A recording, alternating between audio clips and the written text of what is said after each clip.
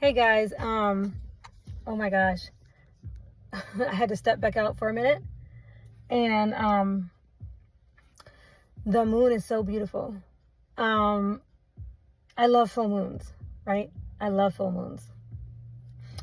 My mom likes to remind me that I was born on a full moon because I came out early. My mom likes to say, I had an agenda. I had stuff I had to accomplish, so I came out 3 weeks early. But I was born on a full moon, and, on full moon, the gravitational pull is stronger. So women tend to go into labor, even if they're not full term or whatever. Like, a lot of times it makes them go into labor. So usually the maternity wards are full. Anyway, I think I have I always like to say, like, my personality is so big and full and strong because I was born on a full moon. So I have a strong personality. But I'm also a firstborn. So anyway, I love to look at the moon. But, here's the thing. In the Bible, they celebrated the festival of the new moon, right? And so the Bible talks about how the moon is a testimony to Jehovah. Like, that is, it's a faithful testimony, right? In other words, every time you see it, you can think about Jehovah. But I feel inspired to share a dream that I had a few years ago. It was a few years ago. It was after I lost my husband, and I was sad. I was still in a sad state, right? Or not grieving horribly, but I was definitely still in a sad state. And I don't remember if something brought this dream on or whatnot, but anyway, in my dream, I went back home to Florida to take care of something or whatever, and I was there in Florida, and I was helping some clients with their makeup.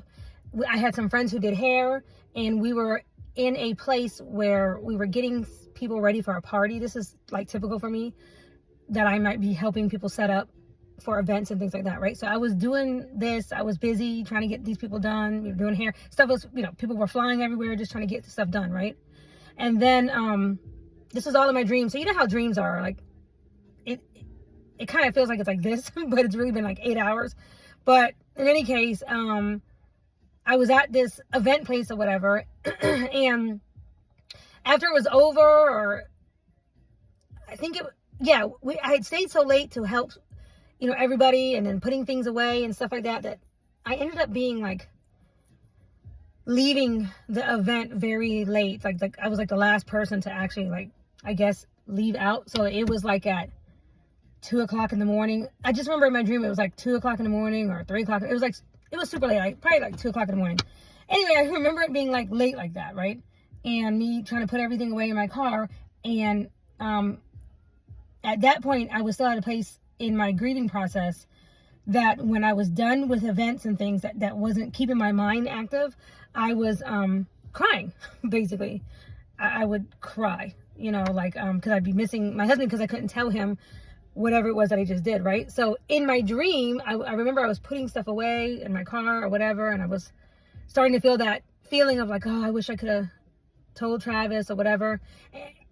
It was like that feeling was coming on in my dream, and I was like talking to Jehovah in my prayer, or like talking like that in my dream, but talking to Jehovah. This is how much I pray. This is how much I talk to Jehovah, right? Anyway, and then I looked up and I saw the moon. Now, of course, in the sky in my dream, but of course I know what the moon is. Like, I know how the Bible describes, the moon being a testimony to Jehovah, testify to Jehovah, right? Well, anyway, when I looked up at the moon, it was like a big full moon that night. Like, it was like a super moon or something, like a big, huge moon. And in that, when I looked up, just in that moment, it turned into this like gold, silver gold, like a bronzy, but not dark bronze either, like platinum. I don't know. It was like every metal mixed in together. I'm not sure what color that would be, but it had that metallic kind of look, gold, silvery, or whatever. It like turned like that, and as it turned color, a face appeared. It was like a very, okay, in my dream, I interpreted it as God's face. That's literally how it came across. It was like the face of God, right? In my dream. But as this face was appearing, as I looked up and like as I was talking to Jehovah and I was feeling the feeling like, oh, I can't talk to Travis or whatever. And I was kind of feeling sad. And I looked up and I see this. Also, as the face was coming, it was like a warm feeling that came over my whole entire body from the top of my head to the bottom of my feet. Like if you were drinking a hot toddy or something. I don't know what else. You know, when you drink, if you're like really cold and when you first drink that first sip of something hot, like hot chocolate or something, or hot tea or whatever, and it just kind of warms your whole entire body. But this one, I felt blanketed. I felt completely blanketed with this warmth from the top of my head. I just remember feeling like a warm, hot blanket coming over me, right? All the way down. And I'm looking up at this face and I felt this. And I was saying, like, at that time, I remember saying, I have no love. Like, my love is gone. And that's what I was feeling, like my love is gone. And in my dream, he was like, no, I am love. I am your love, right? I am love. And it's hard to explain, but I literally, at that moment, I literally woke up. That was the end of the dream. Was like Jehovah God, in a sense, you know, like revealing himself. And that this is what real love is. Love feels warm and completely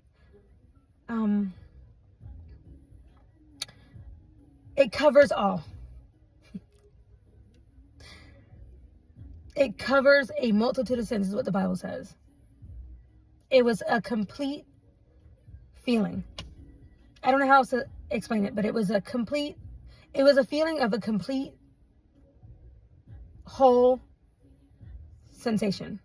It was pretty much the first time I really had felt that way since Travis had died, you know. And when I woke up instantly, but I was laying in the bed and I felt warm all over. And I just lay there and I could hear Jehovah telling me, like, you are so loved. You are so loved.